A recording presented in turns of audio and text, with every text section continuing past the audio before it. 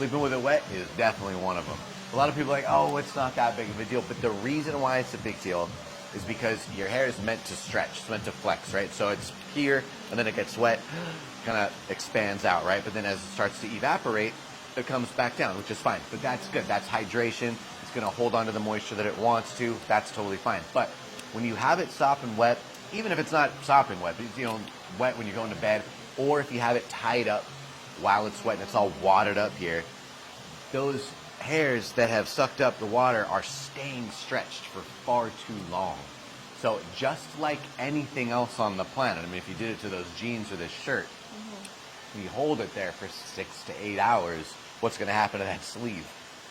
It's wonky permanently, right? Like you might get a little bit to come back, but it's, and then you do it again and again. Eventually it's just going to get really weird. Well, with your hair, what happens is it gets really brittle. It gets dried out, so it gets brittle, and then it breaks.